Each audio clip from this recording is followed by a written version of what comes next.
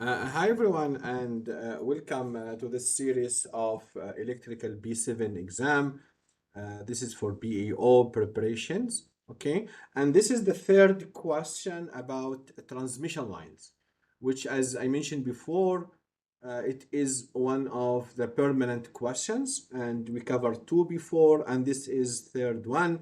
I believe with these three questions, you will have a very good idea about this specific topic. So this question has two folds. So we'll deal with each one by itself. So we'll start with basically the first part. Here we have an overhead line pole, okay? This is 12.5 kilovolts, so it's a distribution feeder, okay? And the line is flat, as you can see here. All the three insulators are on the same level, okay? And you are given the distance between A to B. This distance is basically 2 meters.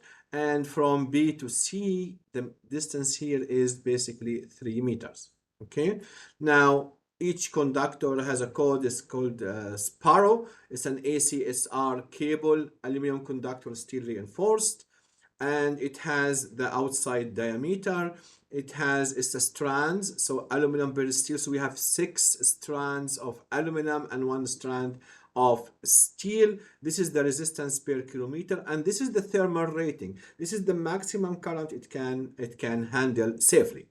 Okay, so in part A, it says find the geometric mean distance. What is the geometric mean distance? And we cover that in the second question. So it's basically the third root of the distance between AB times the distance between BC times the distance between C and A. And when you do the calculations for that, it's basically 2 times 3 times 5, which this is the third square root. So it's the third root of 30, and this will give me 3.11 meter. In part B, it says determine the line inductance per kilometer. Okay, how much inductance we have here per kilometer. So the formula for that basically is that L is equal to 2 times 10 to minus 7 ln of the geometric mean distance divided by the geometric mean radius. Now, the geometric mean radius is not equal to the radius. They are not. They are two different quantities. Now, the radius, we use it for the calculations of the capacitance if needed, but the geometric mean radius we use it for the inductance. Okay, so how to do the calculations? Now, either sometimes you are given the value of the GMR from a table, or simply you can say that the GMR, this is the formula for the GMR, equal to e to the minus 1 over 4 times the radius. So it is e minus 1 over 4. The radius here is equal to, we have for the conductor diameter, so 8.03 divided by 2. And this will give me a total radius of 3.13 millimeter. So that is the GMR. Now, once we know the GMR, now we are ready to find the inductance. L is equal to 2 10 to minus 7 ln the GMD 3.11. Now, since this is in meter, we have to have the radius in meter as well. So the GMR in meter as well. So we have to divide by 1,000. So this is 0.00313, and this will give me a total value of 13.8 times 10 to minus 7. The unit here is basically Henry per meter. Now I want to convert Henry per meter to Henry per kilometer. So basically it's 13.8 times 10 to minus 7 Henry per meter multiplied by 1,000 meter divided by 1 kilometer. Okay, so the meter will cancel with this. So this gives me 13.8 times 10 to minus 4 Henry per kilometer. So this is part A, part B. Part C, determine the transmission line capacity in MVA.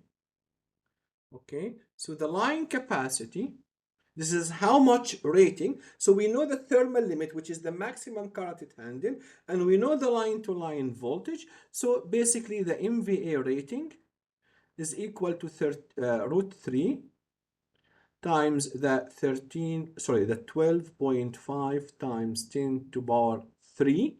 This is for the voltage, times the current, which is 164.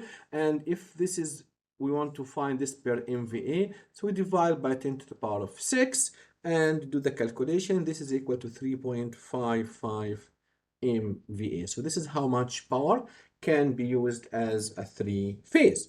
Finally, draw an appropriate electrical circuit model for a 20 kilometer segment of the line. So a 20 kilometer, basically, this is a short transmission line. So we have the short transmission line, we have the medium, and we have the long. So the short transmission line is basically a resistance in series with a reactance. This is your V sending, this is your I sending, this is your V receiving, and this is your I receiving. Now a segment is 20 kilometers, so we have here R and we have JX. So your R is basically the ohm per kilometer, 1.089 ohm per kilometer, times the distance, which is the 20 kilometer. Kilometer will cancel, and this will give me a total resistance equal to 21.78 ohm. So your R is 21.78 ohm.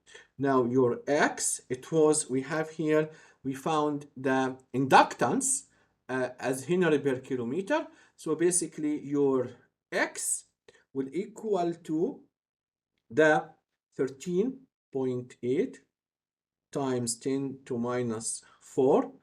This is, as I said, Henry per meter. So basically, you need to convert that into X. You multiply it by omega L, which is 2 pi F. F is 60.